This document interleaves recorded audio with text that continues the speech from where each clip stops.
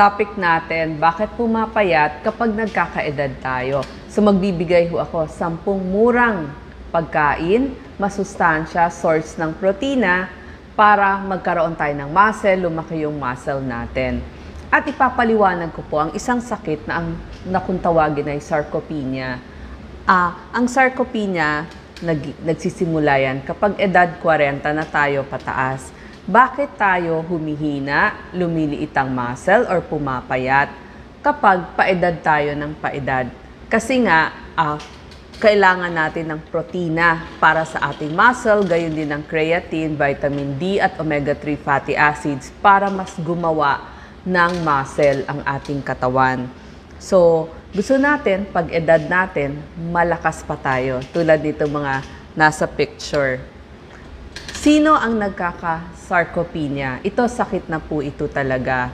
Ang mga tao o yung mga senior na umeedad ay nagkakaroon ng sarcopenia, nagsisimula sa edad 40, pero makikita mo to kapag senior age na. Kasi kulang yung kinakain nila, kulang sa protina, kulang din sa dami. So, mababa yung calories. Tapos, hindi kasi sila gaanong gumagalaw. So, kapag hindi gumagalaw, ibig sabihin, hindi na ehersisyo yung katawan.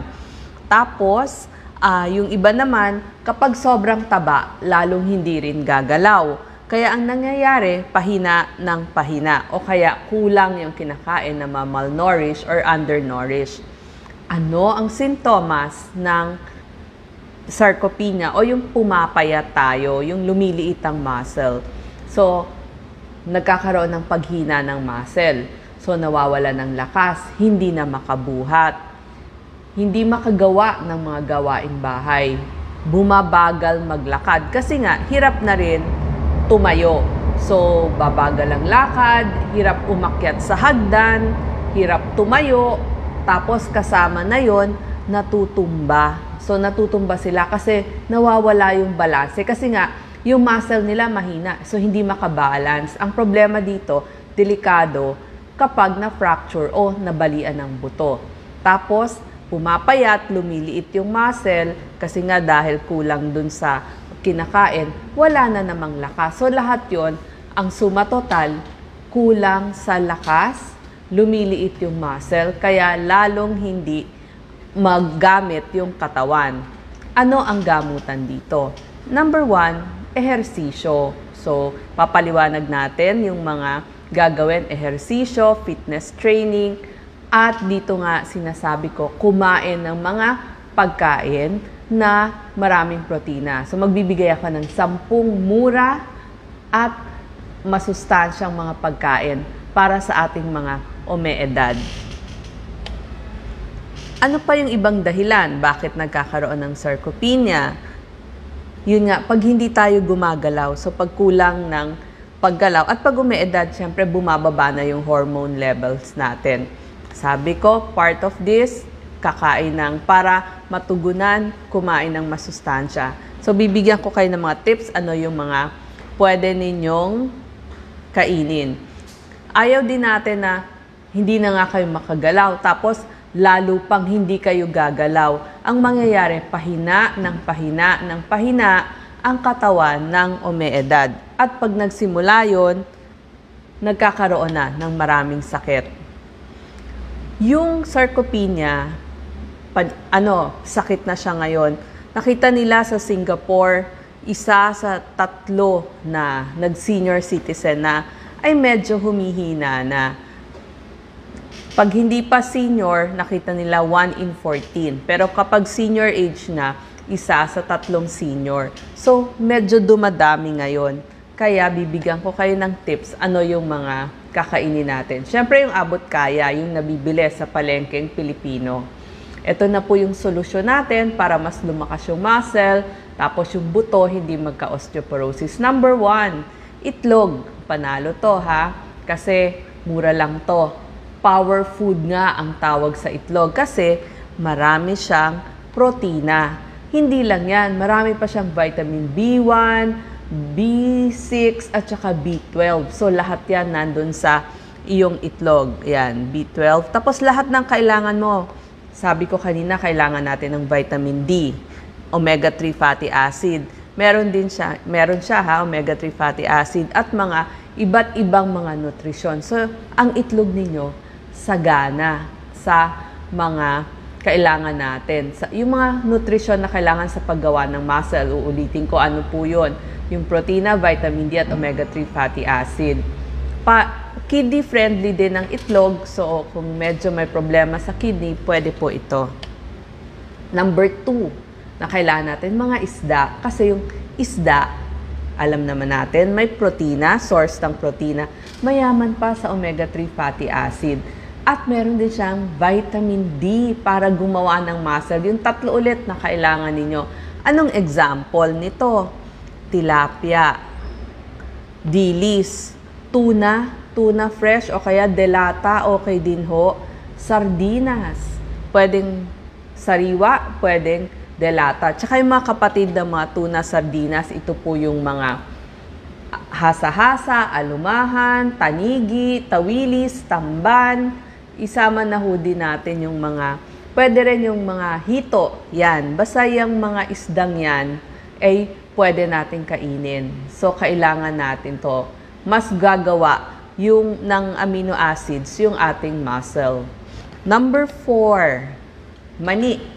At kasama ng mani, syempre gusto natin nilagang mani lang para hindi salty o hindi mamantika. At saka yung binusang mani at yung peanut butter. So nakita natin, madaming protina ang mani at kung magpapalaman tayo, peanut butter na din. So magandang plant-based pinagkukunan ng protina.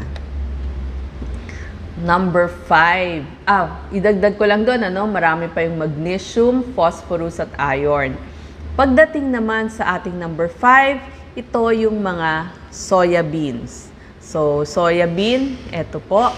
So, itong mga beans, sama natin soya beans, munggo, patani, bataw, sitaw, garbanzo. So, yung ibang mga beans at legumes, yun yung mga nabanggit ko. Yan, mga peas, beans, ulitin ko po, yung mga patani, bataw, sitaw, garbanzos. Marami rin po itong mga magnesium, phosphorus, iron, calcium, pati. Tapos, yung soya bean, marami pa pong pwedeng gawin dyan. So, pwede yung tokwa, so siya yung tofu, pwedeng taho, o yung mismong soya milk. So, favorite natin ito. Nabibili natin to, tofu, taho, soya milk. So, pwede rin yung mga yan. Maganda siya. Tapos, ito pong ating soya beans, meron siyang 9 essential amino acids. So, yun po yung magiging protina. Yung amino acid, nagiging protina. At yun, magbibuild na kayo ng inyong muscles. Next, pinagkukunan natin yung mga animal source naman ng protein. Yung mga laman ng baka, manok, yung mga pitson ng manok, pwede rin ho dun sa ating mga rabbit, goats, duck, kapatid ng pato, yan po yung mga pwedeng source. And pork, pwede rin po yun. So, beef, pork, and chicken. Yan po yung mga laman na pwede natin kainin. Ito ay maraming mga protina.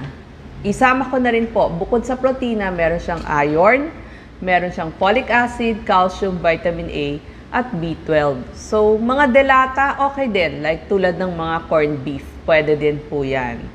Tapos, ang next natin, milk.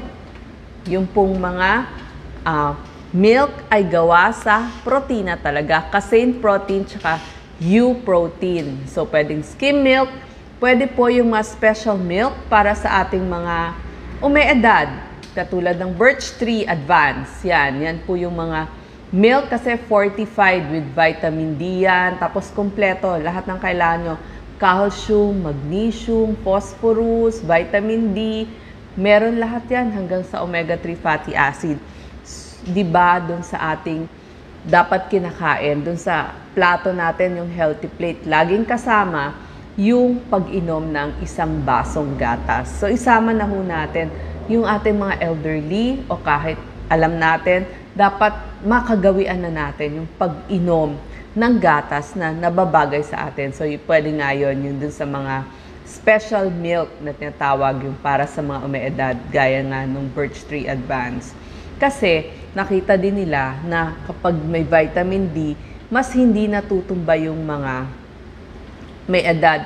Kasi yung buto nila, mas hindi nag-osteoporosis. So ayaw natin na walang laman yung buto. Gusto natin siksik yung buto para hindi magkaroon ng mga fracture. Kasi pag na-fracture, lalong humihina ang ating mga elderly. Oatmeal, pwede itong almusal or merienda, meron din siyang protina. Number 9, gulay. Siyempre gulay, may mga gulay na source of protein, kagaya ng ating mais, ng ating kabute o mushroom. Green peas, marami talaga siyang protina. Lalo na yung broccoli, tapos yung pamilya ng spinach, kangkong, alokbati, pati mga cauliflower. So maraming mga gulay ay source din ng ating protina.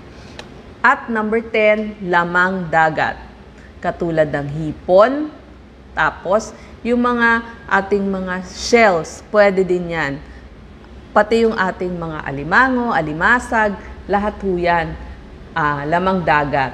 Hipon, octopus, pusit, pwede ho nating pagkunan yan ng protina. So sabi ko nga po, pagdating sa gamutan, kailangan natin ng ehersisyo. Number 1, kailangan mo palakasin kumakain ka na ng protina. So kailangan sasabayan mo ng ehersisyo. Nakita nila sa isang Japanese study na yung paglalakad daw ay nagpapalaki at nagpapalakas ng muscle. So, kaya nga nakita nyo yung mga Hapon, di ba? Maganda yung pangangatawan nila kahit may edad. So, lakad, tai chi, yung mga senior Zumba, pang senior na Zumba, pwede ho nating gawin yon. Isabay natin dun sa mga sinabi kong 10 pagkain.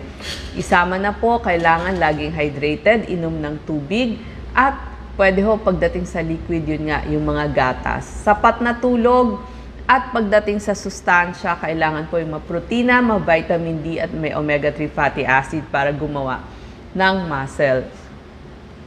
Meron pong mga exercise para sa ating kalakasan, strength training ang tawag doon. Ito po, kailangan laging may silya para meron kayong mahawakan. Yung squat, gaya nyan. Uupo kayo, tapos patayo. Yan, patayo. Pwede yon. Or pabaliktad naman. Pag nakatayo, uupo kayo na parang squat. Gagawin nyo po yan. Hiwala yung paa. Ifo-fold, kailangan 45 degrees. Maganda ho may pangsalo para hindi kayo mahuhulog. Pati ito, yung mga heel lift, yung itataas ho yung sakong. Tapos, ile-left right nyo. Yung isa, steady lang. Tapos, yung kanang paa, isusway nyo at ibabalik nyo. So, tapos yung kabila naman, yung kaliwang paa naman, ang inyong isusway. Gawa ho kayo, bilang ho ng 10, 3 set nun. At tigsa 10, kahit 3 times a week minimum. Pero, kung kaya nyo nga na medyo araw-araw, unti-unti, hindi naman kailangan sobra-sobra. At least may ginagawa para lumakas. Tsaka, ang maganda dito, may balance kayo. Ang gusto natin, hindi kayo matumba, magkaroon ng balanse. Nakita nyo ang ating mga may edad, pwede naman mag-exercise para malakas. So maraming salamat po.